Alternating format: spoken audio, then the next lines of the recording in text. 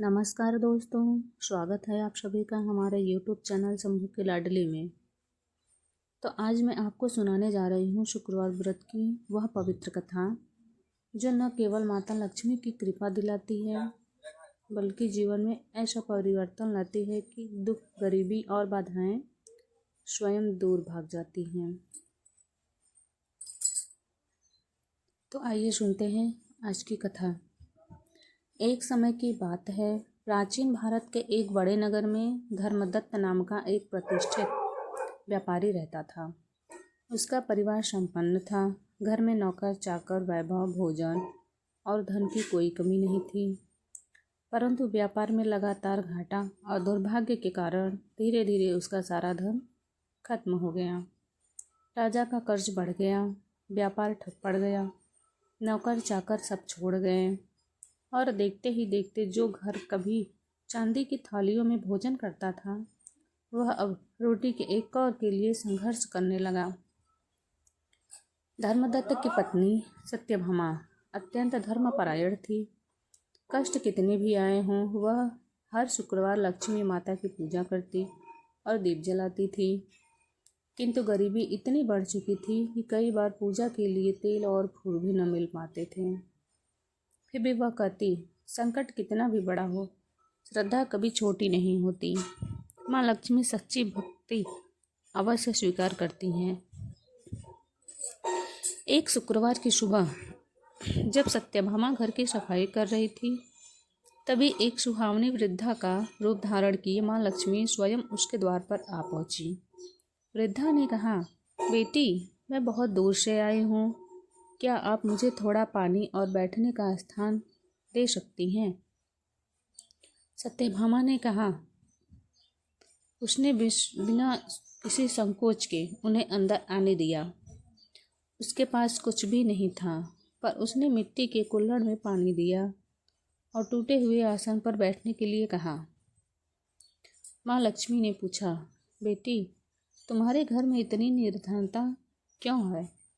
सत्यभामा बोली, माता, यह सब कर्मों का फल है, पर मुझे विश्वास है कि ईश्वर की कृपा से सब ठीक हो जाएगा। उसका धैर्य और विनम्रता देखकर माँ लक्ष्मी अति प्रसन्न हुई। वृद्धा ने मुस्कुराकर कहा, बेटी, तुम्हारी भक्ति से मैं प्रसन्न हूँ। मैं तुम्हें यह स्वर्ण झाड़ू और कंचन टोकरा देती हूँ। इनका उपयोग केवल अच्छे कार्यों में ही करना। और उन्होंने समझाया, हर सुबह इस झाड़ू से घर की सफाई करना और टोकरा उठाते ही इसमें अपने आप अनाज भर जाएगा। पर एक बात का हमेशा याद रखना, जहाँ लोभ और ईर्ष्या होगी वहाँ यह शुभ वस्तुएं अपना प्रभाव खो देंगी। इसलिए कभी लालच नहीं करना। यह कहकर वृद्धा गायब हो गई। सत्यभामा समझ गई कि यह कोई साधारण वृद्धा नहीं थी, यह तो स्वयं लक्ष्मी जी थी। अगले दिन सत्यभामा ने झाड़ू लगाया और जैसे ही टोकरा उठाया उसमें अनाज, चावल, गेहूं और दालें चमकने लगीं। धर्मदत्त ने यह चमत्कार देखा तो उसकी आंखों में आंसू आ गए। दिन प्रतिदिन घर में धन, अनाज और सुख बढ़ता गया। धर्मदत्त का व्यापार फिर शुरू हुआ। राजा का कर्ज चुका दिया गया और जो घर की कभी बर्बादी के कगार पर था वह फिर से वैभव और समृद्धि से भर गया। किंतु सत्यभामा पहले जैसे ही विनम्र रही। वह गरीबों को भोजन कराती, दान करती और किसी को भी खाली हाथ नहीं लौटाती। उनके पड़ोस में कालकुटी नाम की एक स्त्री रहती थी। स्वभाव से अत्यंत ईर्ष्यालु और लोभी थी। उसने देखा कि धर्मदत्त का घर अचानक कैसे समृद्ध हो गया। वह रोज छुपकर उनके घर की गतिविधियां देखती और सोचती, कभी यह लोग कंगाल थे, अब अचानक धन कहाँ से आ गया। एक दिन उसने सत्यभामा से कहा, बहन, तुम्हारा घर तो खजाना बन गया है, जरा बताओ तो सही, ऐसा कौन सा चमत्कार हुआ है? तब सत्यभामा सरल मन की थी। उसने सब बता दिया। लक्ष्मी माता के आने का, झाड़ू का, टोकरा का और वरदान का। कालकुटी ने अपने हृदय में लोभ पा लिया। उसके अंदर लालच ने जन्म ले लिया। अगली सुबह वह सत्यभामा के पास आई और बोली, बहन, मुझे एक दिन के लिए वह झाड़ू और टोकरा दे दो, मेरे घर में भी सफाई हो जाएगी।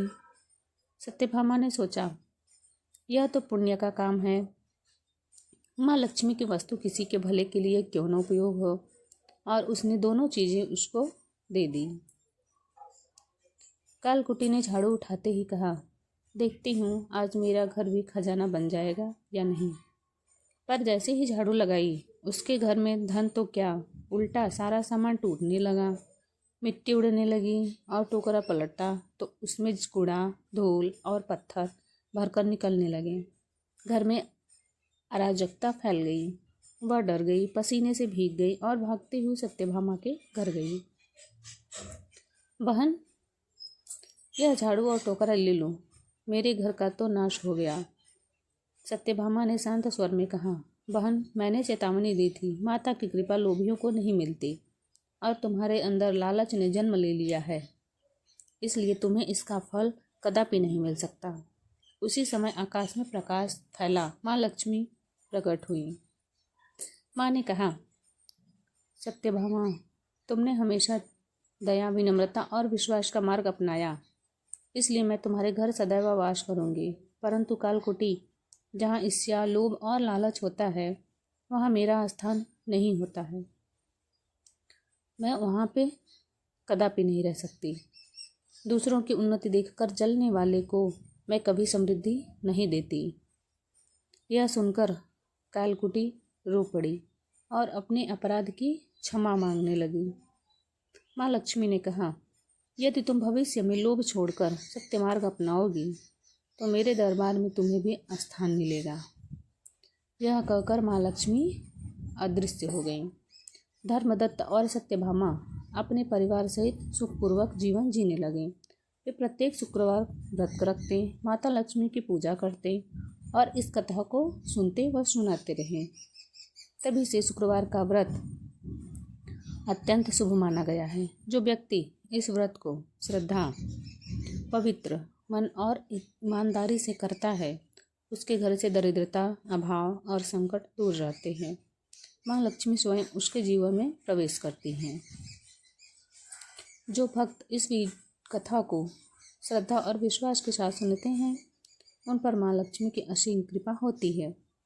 आप सभी के जीवन में सुख, शांति और समृद्धि का वास हो। जय माँ लक्ष्मी। तो ऐसी कथा सुनने के लिए, ऐसी वीडियो देखने के लिए आप लोग हमारे चैनल से जुड़े रहिए। चैनल को लाइक, सब्सक्राइब कीजिए और शेयर करिए। धन्यवाद।